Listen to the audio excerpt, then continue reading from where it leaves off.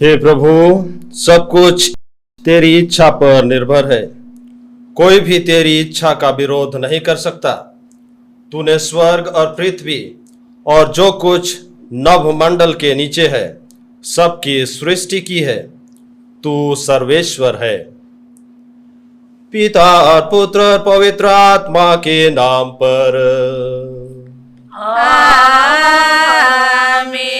हमारे प्रभु यीशु ख्रीस्त की कृपा, ईश्वर का प्रेम तथा पवित्र आत्मा का साहचर्य आप सबों को प्राप्त हो। और आपको भी। ख्रिस्त में मेरे माता पिताओं और भाइयों और बहनों, आज के पाठों में प्रभु ईश्वर परिवार के बारे जिक्र करते हैं। परिवार ईश्वर का वरदान है। हम जिस भी परिवार में रहते हैं वहां हम सब कुछ सीखते हैं। ईश्वर का प्यार को हम एक दूसरे के साथ बांटते हैं और उसी प्यार को अपने परिवार में जीकर हम जब बाहर जाते हैं उसी प्यार को हम एक दूसरे को देते हैं। और इसलिए परिवार पहली पाठशाला है जहां हम सीखना शुरू करते हैं। और इसलिए जब हम एक अच्छे परिवार से आते हैं जहां प्रेम, शांति, दया और खुशी है, हम हमेशा हंसमुख रहते हैं, हमेशा खुश रहते हैं। लेकिन जिस परिवार में कलह है, जिस परिवार में लड़ाई है, झगड़ा है, उस परिवार में जब हम अपना समय बिताते हैं, बहुत बार हम अपने जीवन में उसी प्रकार बन जाते हैं। हम नाखुश रहते हैं, हम खुशी और आनंद का अनुभव नहीं करते हैं। लेकिन जब हम यह मिस्सा बलिदान चढ़ाते हैं, आइए हम अपने संपूर्ण जीवन को ईश्वर को समर्पित करें, जिससे कि ईश्वर की आशीष और कृपा को हम अपने जीवन में पा सकें। तो चलिए हम थोड़ी देर मौन रहें और अपने अपने पाप दोष गुनाहों को ईश्वर को चढ़ाते हुए हम आज के इस मिस्सा बलिदान में भाग लेने के लिए अपने आप को तैयार करें।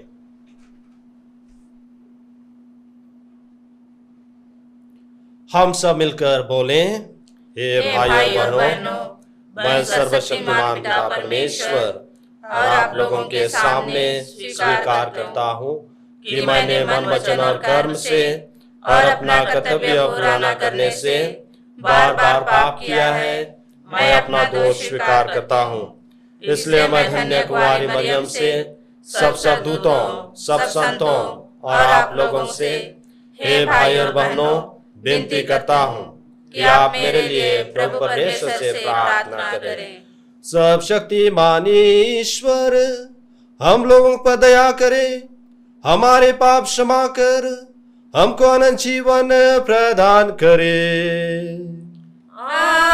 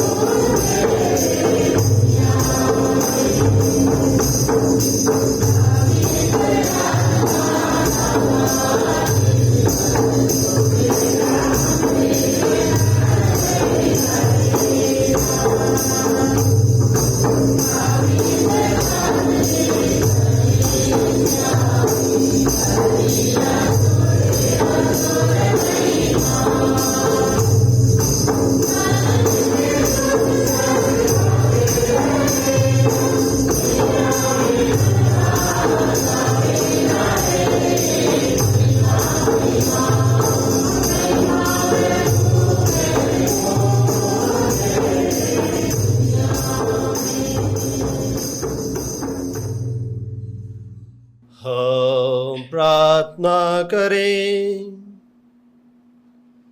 हे सर्वशक्तिमान जीवंत ईश्वर, तू हमें हमारी आशा और अभिलाषा से अधिक प्यार करता है। ऐसी कृपा कर कि हमारे सारे पाप तेरी दया के अनंत प्रवाह से धुल जाएं। जो कुछ हम तुझसे मांगने का साहस नहीं करते, उसे भी प्रदान करने की कृपा कर। यह हमारी दिन प्रार्थना है हमारे प्रभु तेरे पुत्र यीशु ख्रीस्त के द्वारा, जो ईश्वर होकर तेरे तथा पवित्र आत्मा के साथ युगानुयुग जीते रहते और राज्य करते हैं। आमीन।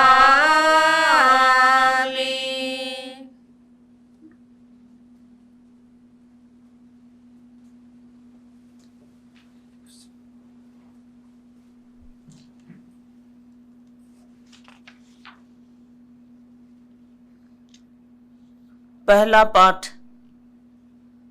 का मूल वाक्य है, मानव जाति के फैलाव के लिए हर मानव जात शिशु के स्वाभाविक विकास के लिए ईश्वर ने विवाह का विधान किया है।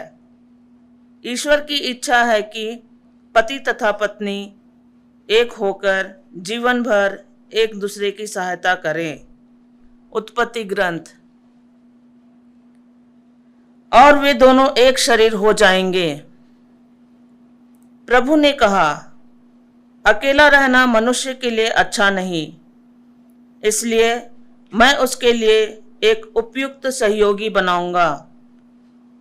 तब प्रभु ने मिट्टी से पृथ्वी पर के सभी पशुओं और आकाश के सभी पक्षियों को गढ़ा, और यह देखने के लिए कि मनुष्य उन्हें क्या नाम देगा, वह उन्हें मनुष्य के पास ले चला, क्योंकि मनुष्य ने प्रत्येक को जो नाम दिया होगा वही उसका नाम रहेगा।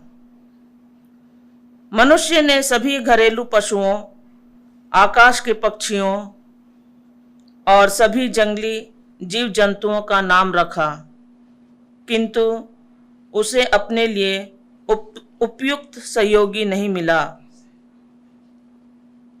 तब प्रभु ईश्वर ने मनुष्य को गहरी नींद में सुला दिया, और जब वह सो गया तो प्रभु ने उसकी एक पसली निकाल ली और उसकी जगह को मांस से भर दिया। इसके बाद प्रभु ने मनुष्य से निकाली हुई पसली से एक स्त्री को गढ़ा और उसे मनुष्य के पास ले गया। इस पर मनुष्य बोला, यह तो मेरी हड्डियों की हड्डी है और मेरे मांस का मांस। इसका नाम नारी होगा, क्योंकि यह तो नर से निकाली गई है। इस कारण मनुष्य अपने माता पिता को छोड़ेगा और पत्नी के साथ रहेगा, और वे दोनों एक शरीर हो जाएंगे। यह प्रभु की वाणी है। ईश्वर को धन्यवाद।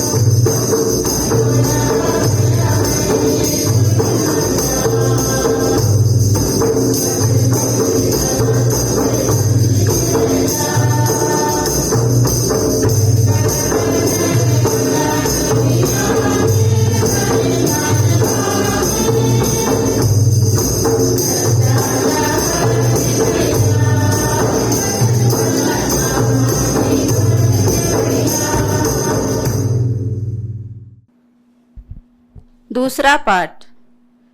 यीशु मसीह ईश्वर होते हुए भी मनुष्य बन गए और वह मनुष्यों को अपने भाई कहते हैं।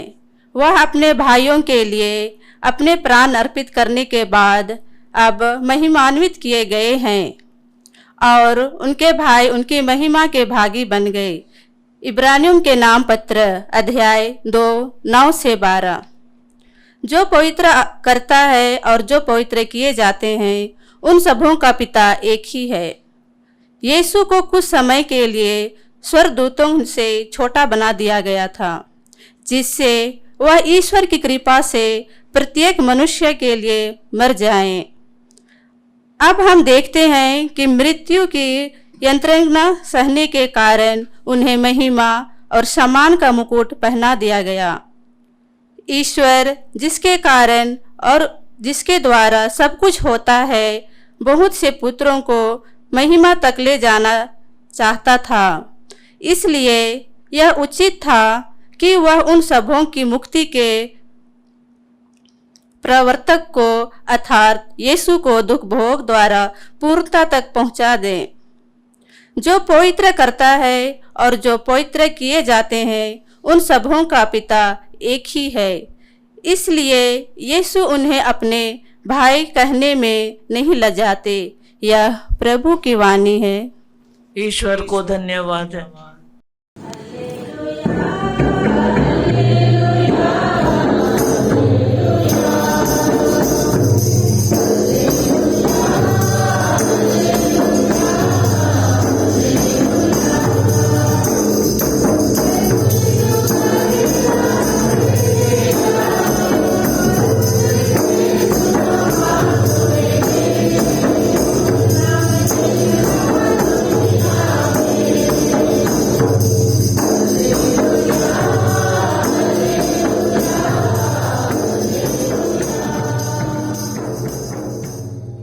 प्रभु आप लोगों के साथ हो और आपके साथ भी। संत मरकुस के अनुसार पवित्र सुसमाचार। प्रभु की जय। फरीसी यीशु के पास आए और उनकी परीक्षा लेते हुए उन्होंने यह प्रश्न किया, क्या अपनी पत्नी को त्याग देना पुरुष के लिए उचित है? यीशु ने उत्तर दिया, मूसा ने तुम्हें क्या आदेश दिया है? उन्होंने कहा, मूसा ने तो त्याग पत्र लिखकर पत्नी को त्यागने की अनुमति दी है। यीशु ने उनसे कहा, उन्होंने तुम्हारे हृदय की कठोरता के कारण ही यह आदेश लिखा है, किंतु सृष्टि के प्रारंभ ही से ईश्वर ने उन्हें नर नारी बनाया। इस कारण पुरुष अपने माता पिता को छोड़ेगा और दोनों एक शरीर हो जाएंगे। इस तरह अब वे दो नहीं बल्कि एक शरीर हैं। इसलिए जिसे ईश्वर ने जोड़ा है उसे मनुष्य अलग न करे। शिष्यों ने घर पहुंचकर इस संबंध में यीशु से फिर प्रश्न किया और उन्होंने यह उत्तर दिया, जो अपनी पत्नी को त्याग देता और किसी दूसरी स्त्री से विवाह करता है वह पहली के विरुद्ध व्यभिचार करता है। और यदि अपनी पत्नी अपने पति को त्याग देती और किसी दूसरे पुरुष से विवाह करती है तो वह व्यभिचार करती है। यह प्रभु का पवित्र सुसमाचार है। ख्रीस्त की जय। ख्रिस्त में मेरे प्यारे भाइयों और बहनों, उत्पत्ति ग्रंथ में हम सुनते हैं सृष्टि के प्रारंभ ही से ईश्वर ने नर नारी को बनाया। और हम जानते हैं सृष्टि की कहानी, किस प्रकार से ईश्वर सभी चीजों को बनाने के बाद मनुष्य को बनाता है। और मनुष्य को बनाने के बाद वह देखता है कि मनुष्य अकेला है और वह उसके लिए एक उपयुक्त सहयोगी खोजने लगता है। लेकिन जिन चीजों को उन्होंने बनाया था, उन चीजों में कोई भी इस मनुष्य के लिए उपयुक्त सहयोगी नहीं हो सकता था। और इसलिए उन्होंने आदम को गहरी नींद में सुला दिया और उसकी पसली हड्डी से वह एक स्त्री को गढ़ा और इस प्रकार वह उस स्त्री को उस मनुष्य के लिए उपयुक्त सहयोगी बनाता है।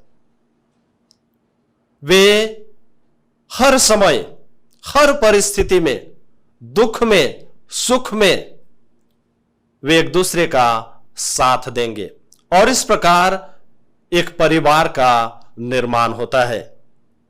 और इसलिए हम जानते हैं कि पति पत्नी का संबंध एक ऐसा संबंध है जहां प्यार ही प्यार मिलता है। लेकिन यदि वे दूसरे पर अधिकार जमाना चाहे तो वह प्यार, वह समानता खत्म हो जाती है। और जो ईश्वर का उद्देश्य है कि वे एक दूसरे का साथ दें, हर परिस्थिति में वे अपने प्यार के साथ उसका सामना करें, जिससे कि प्रभु के प्यार के साथ वे एक दूसरे का प्यार को भी एक दूसरे को दे सकें। मुझे एक छोटी सी घटना याद आती है जो शायद पति पत्नी का जो संबंध है उसे भली भांति बता सकता है। मैं एक दंपति के 50वें वर्षगांठ में सम्मिलित हुआ था और वे 50 साल एक दूसरे का साथ देते हुए अपने जीवन को आगे बढ़ा रहे थे। और उस दिन वे खुशी मना रहे थे, आनंद मना रहे थे। साथ ही साथ वे दूसरे लोगों को भी उस खुशी में सम्मिलित होने के लिए निमंत्रित किए थे। और जब उन्हें पूछा जाता है कि आप 50 साल एक दूसरे का साथ किस प्रकार से निभाए, और वे थोड़ी देर मौन रहते हैं, थोड़ी देर सोचते हैं और फिर जवाब देते हैं। हमारे जीवन में बहुत ही उतार और चढ़ाव था। हमने गरीबी को देखा है, हमने भूखमरी को देखा है, लेकिन हमारे बीच में इतना प्यार था कि हम उसी प्यार के बदौलत हर प्रकार की परिस्थिति का सामना किया, दुख का सामना किया, कठिनाई का सामना किया, बीमारी का सामना किया। और इस प्रकार ये सारी परिस्थितियां हमारे लिए छोटी पड़ गई, क्योंकि हम दोनों मिलकर उन कठिनाइयों का सामना किया है। और आज जब हम 50वीं वर्षगांठ मनाते हैं, शादी का सालगिरह मनाते हैं, तो हमें वे दुख और तकलीफ याद नहीं आते हैं, लेकिन हमें एक दूसरे का प्यार नजर आता है। ख्रिस्त में प्यारे भाई और बहनों, उनका प्यार उनके लिए सब कुछ था। और विवाह संस्कार का पहला उद्देश्य है प्यार। यदि एक दूसरे के बीच में प्यार की कमी है तो शायद वह दाम्पत्य जीवन बिखर सकता है, टूट सकता है, क्योंकि प्यार के बिना वह परिवार आगे नहीं बढ़ सकता है। उसी प्रकार से ईश्वर और भी उद्देश्य दाम्पत्य जीवन में दंपति को प्रदान करते हैं। और दूसरा उद्देश्य है ईश्वर की सृष्टि में भाग लेना। ईश्वर के द्वारा पाए गए वरदान, उस बच्चे को गर्भ में एक मां धारण करती है और उसे जन्म देती है। माता पिता का शारीरिक संबंध के द्वारा ईश्वर की सृष्टि में भाग लेना, यह शादी का एक महत्वपूर्ण भाग है। और इस प्रकार वे उस बच्चे को इस दुनिया में लाकर उसको आगे बढ़ाने के लिए हर प्रकार का त्याग और तपस्या करते हैं। उसे सही रास्ता में आगे ले जाने के लिए वे हर समय प्रयत्न करते हैं कि किस प्रकार से उसे हर खुशी और आनंद को दिया जाए, और साथ ही साथ ख्रिस्तीय धर्म के आधार पर, ख्रिस्तीय शिक्षा के आधार पर उसे शिक्षा दी जाती है, जिससे कि वह प्रभु यीशु ख्रीस्त को अपने जीवन में ग्रहण कर सके, प्रभु के प्यार को अपने जीवन में ग्रहण कर सके, और साथ ही साथ उसे दूसरों के बीच बांट सके। शादी का तीसरा उद्देश्य हम जानते हैं वफादारी है। एक दूसरे के साथ वफादार रहना शादी का एक महत्वपूर्ण भाग है। आज जिस युग में जब हम आए, जहां रोज दिन शादी टूट रहा है, एक दूसरे से अलग हो रहे हैं, क्योंकि वे शादी का जो उद्देश्य है उसको वे नहीं समझ पाए हैं। और इसलिए एक दूसरे के साथ वफादारी निभाना एक बहुत ही मुश्किल काम होता है। लेकिन जब पति और पत्नी एक दूसरे के साथ विवाह के बंधन में बंधते हैं, वे न केवल एक दूसरे के साथ विवाह करते हैं, लेकिन ईश्वर उनके बीच में उपस्थित होकर उस विवाह को आशीर्वाद देता है। और इसलिए उनका कर्तव्य बनता है, उनकी जिम्मेदारी बनती है कि वे एक दूसरे का साथ दें, एक दूसरे के लिए प्रार्थना करें, एक दूसरे को आदर करें, एक दूसरे का सत्कार करें, और इस प्रकार परिवार में वे एक दूसरे को नमूना प्रस्तुत करते हैं, अपने बच्चों के लिए एक उदाहरण प्रस्तुत करते हैं, अपने पड़ोसियों के लिए एक उदाहरण प्रस्तुत करते हैं कि हम सचमुच यीशु ख्रीस्त के सच्चे शिष्य हैं। और उसी के द्वारा हमने इस प्यार को पाया है। साथ ही साथ सबसे बड़ा बीमारी दाम्पत्य जीवन में प्रवेश करता है, और वह है संदेह। यदि पति पत्नी पर संदेह करता है, यदि पत्नी पति पर संदेह करता है, तो शायद वह दाम्पत्य जीवन को तोड़ मरोड़ देता है, तोड़ देता है। उनके बीच में प्यार की कमी होती है, उनके बीच में प्यार नहीं के बराबर हो जाता है, और इस प्रकार से उनका जीवन तहस नहस हो जाता है। और इसलिए इस बीमारी से बचने का उपाय है वार्तालाप। एक दूसरे के साथ बैठकर वार्तालाप करें, बातचीत करें, और उस समस्या से छुटकारा पाएं। और आज जब हम आधुनिक युग में हैं, जहां हमारे लिए बातचीत करने के लिए बहुत ही सहज उपाय मोबाइल और अलग अलग सुविधाएं हमारे सामने हैं, हम चाहे दूर में हो चाहे पास में हो, हम एक दूसरे के साथ बातचीत कर सकते हैं।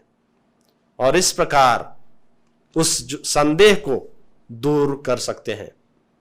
तो आइए, जब हम यह मिस्सा बलिदान चढ़ाते हैं जो प्यार का प्रतीक है, प्रभु यीशु ख्रीस्त स्वयं हम सबों से इतना प्यार करते हैं कि वह हमारे प्यार के खातिर अपने प्राणों की आहुति दे देते हैं, जिससे कि हम मुक्ति पा सकें, जिससे कि हम उस पाप से छुटकारा पा सकें, जिससे कि हमारे लिए स्वर्ग का द्वार फिर से खुल सके। हम उसी प्रभु यीशु ख्रीस्त के पास आते हैं उसकी स्तुति और महिमा करने के लिए, उसका गुणगान करने के लिए। हम उससे प्रार्थना करें कि वह हमें हर प्रकार की आशीष कृपा से भर दे, जिससे कि हमारा जीवन ख्रिस्तीय जीवन हो, हमारा जीवन प्रेम से भरा हो, हमारे जीवन में खुशी और आनंद हो, और इस प्रकार हम अपने जीवन के द्वारा दूसरों को प्रेरित कर सकें। आमीन।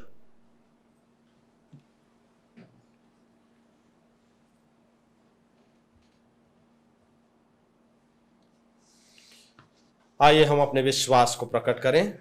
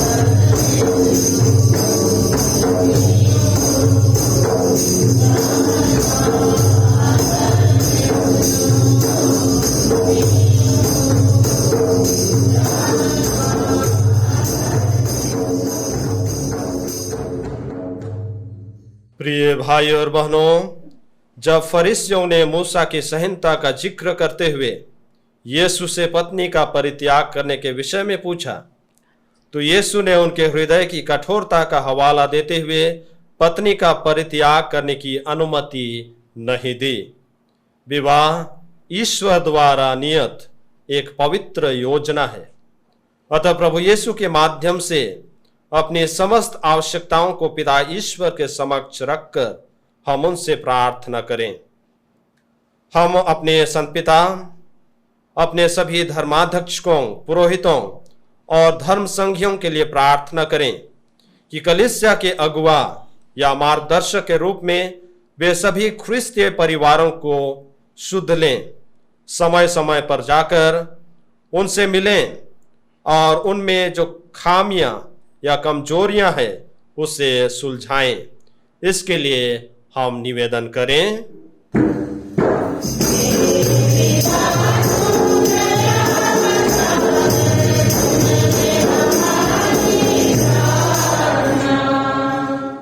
हम सभी ख्रिस्तीय परिवारों के लिए प्रार्थना करें कि वे हमेशा आपसी प्रेम और ईश्वर के प्रेम में आगे बढ़ते जाएं, ताकि यह ईश्वरीय कृपा तथा आशीर्वाद प्राप्त कर सकें। इसके लिए हम निवेदन करें।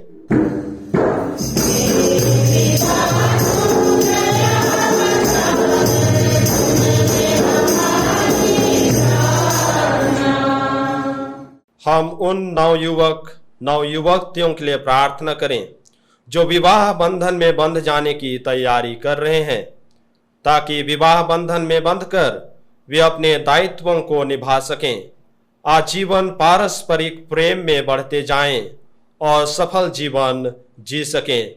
इसके लिए हम निवेदन करें।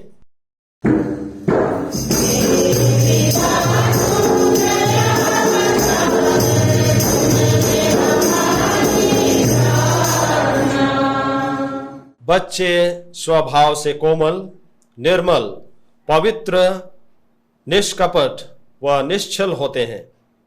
ईश्वर का राज्य बच्चों जैसे लोगों के लिए है। माता पिता अपने बच्चों की अच्छी देखरेख करें, उन्हें अच्छा शिक्षा दीक्षा तथा संस्कार दें, ताकि बड़े होकर वे अच्छे इंसान बन सकें। इसके लिए हम निवेदन करें।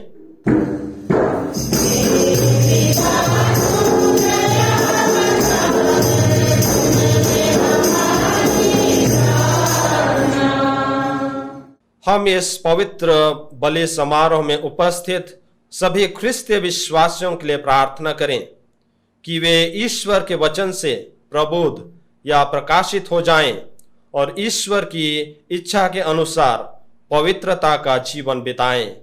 इसके लिए हम निवेदन करें।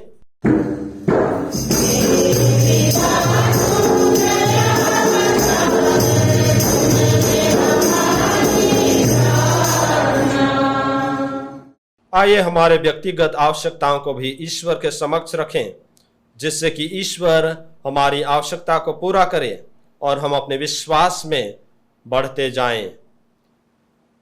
हे सर्वशक्तिमान पिता ईश्वर, तूने अपने असीम प्रेम के कारण मानव जाति की सृष्टि, पुरुष और स्त्री को एक दूसरे का पूरक बनाया और उनको विवाह बंधन में बांध दिया।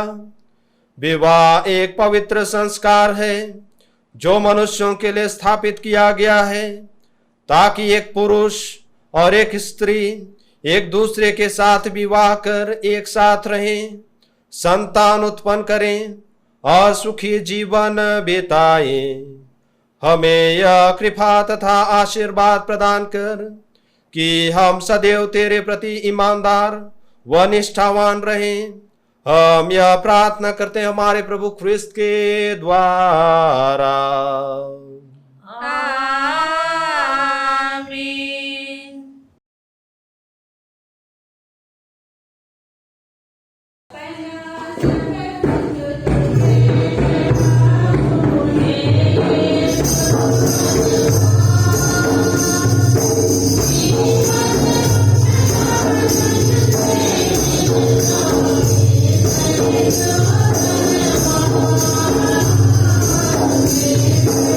Amen.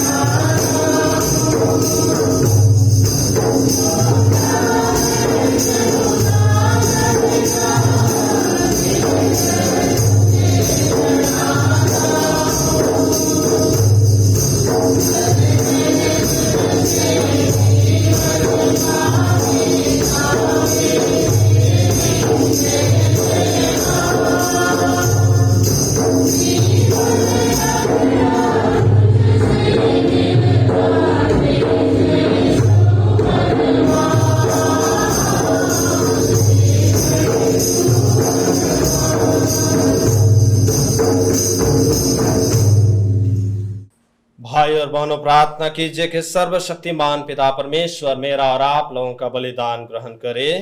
प्रभु अपने नाम की स्तुति तथा महिमा के लिए और हमारे तथा अपने समस्त पवित्र कलीसिया के लाभ के लिए आपके हाथों से यह बलिदान ग्रहण करें।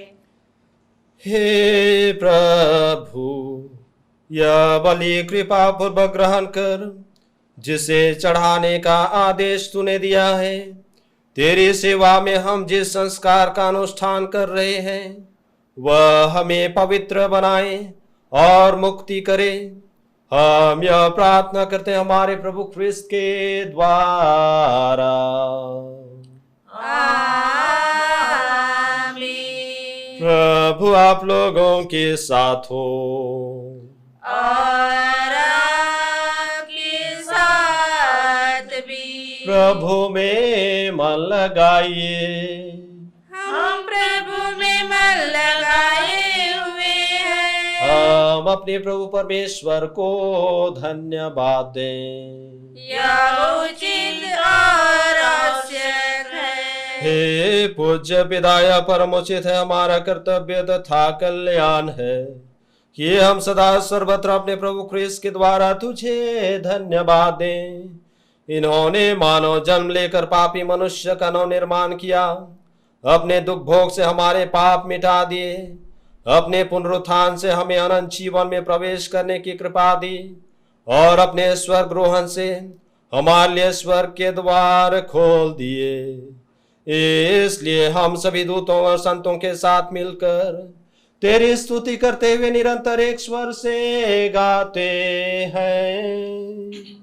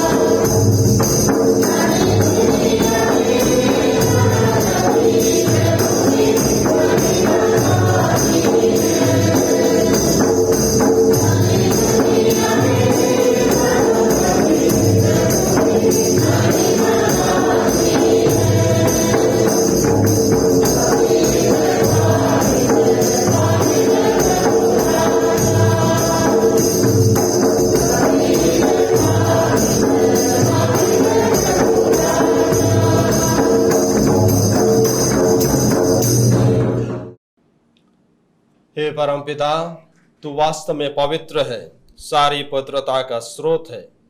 हम तुझसे निवेदन करते हैं तू यह फार अपनी आत्मा के संस्पर्श से पवित्र कर दे कि यह हमारे प्रभु यीशु ख्रिस्त का शरीर तथा रक्त बन जाए।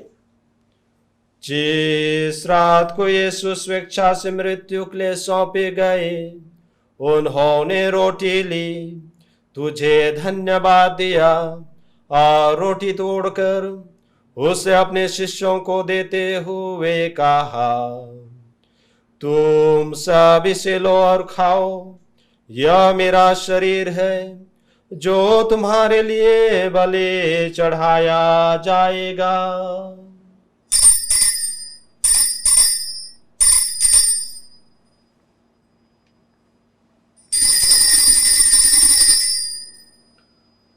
इसी भांति भोजन के बाद उन्होंने कटोरा लिया, तुझे धन्यवाद दिया और उसे अपने शिष्यों को देते हुए कहा, तुम सब इसे लो और पियो, यह मेरे रक्त का कटोरा है, नवीन और अनंत व्यवस्थान कर, जो तुम्हारे और बहुतों के पापों की क्षमा के लिए बहाया जाएगा।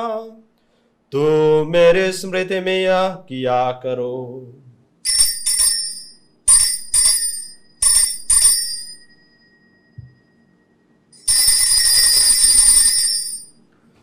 प्रभु यीशु ख्रिस्त की महिमा हो। प्रभु यीशु ख्रिस्त की महिमा हो। यह है हमारे विश्वास का रहस्य।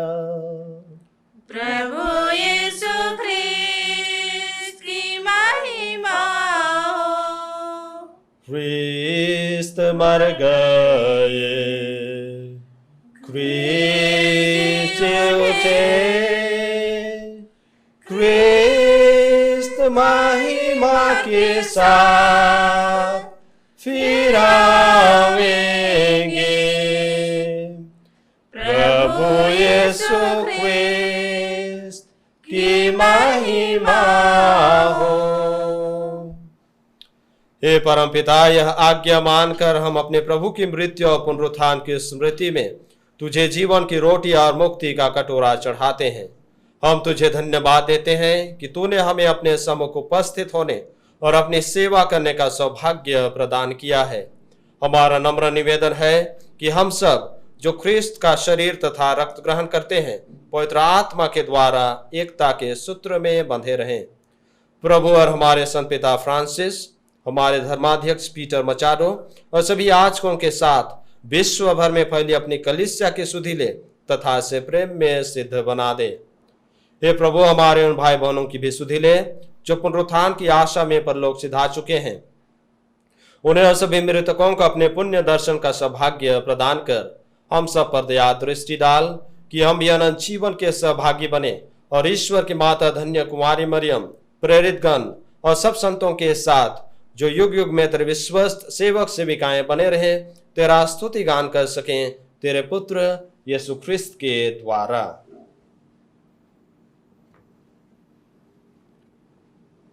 इन्हीं प्रभु ख्रिस्त के द्वारा, इन्हीं के साथ और इन्हीं में, हे सर्वशक्तिमान पिता परमेश्वर, पवित्र आत्मा के साथ तुझे समादर तथा महिमा युगानुयुग मिलते रहते हैं। आमीन,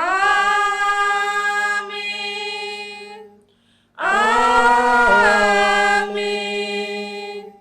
आमीन।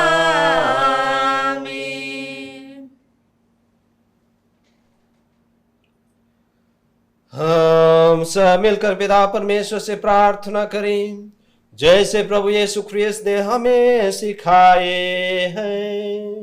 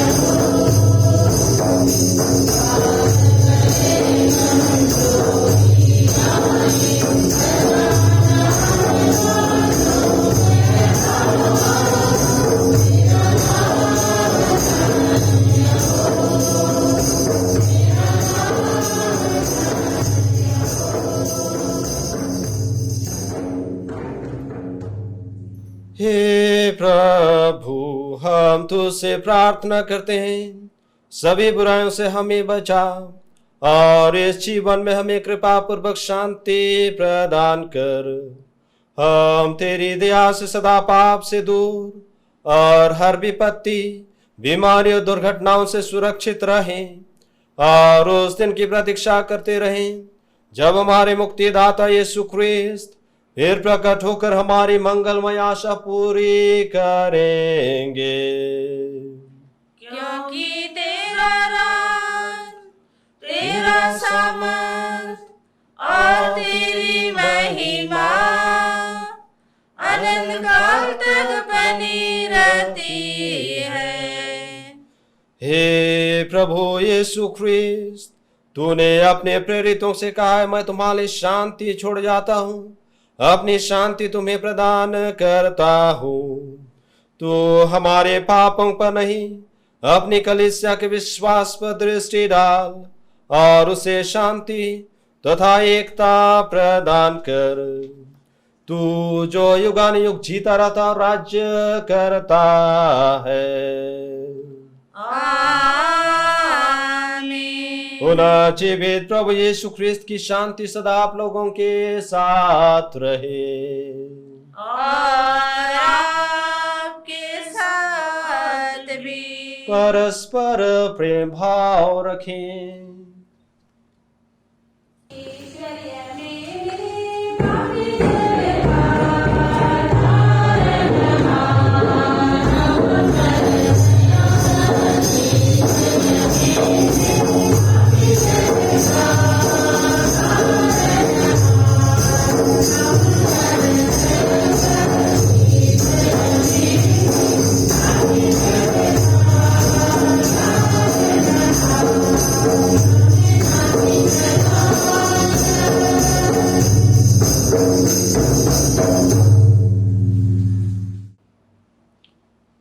देखिए ईश्वर का मेमना, उसे देखिए जो संसार के पाप लेता है। धन्य है हम सब जो प्रभु के इस बलि भोज में बुलाए गए हैं।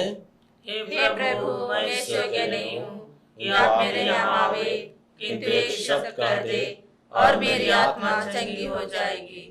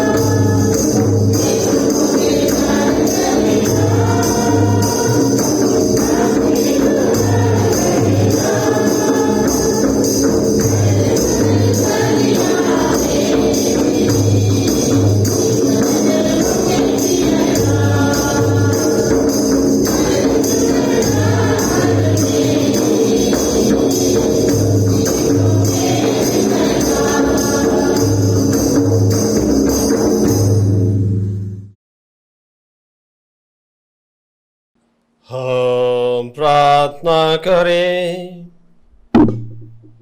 हे सर्वशक्तिमान ईश्वर, यह दिव्य संस्कार हमें तृप्त कर बल प्रदान करें और हम सबको प्रभु और यीशु के अनुरूप बना दें जिनको हमने ग्रहण किया है। हम यह प्रार्थना करते हैं उन्हें हमारे प्रभु क्रिस्त के द्वारा। आमीन। प्रभु आप लोगों के साथ हो और आपके साथ भी। सब शक्तिमान ईश्वर पिता और पुत्र और पवित्र आत्मा आप सबों को आशीर्वाद प्रदान करे। आमीन। आप लोग भी डालें, प्रभु की शांति साथ रहे। परमेश्वर को धन्यवाद।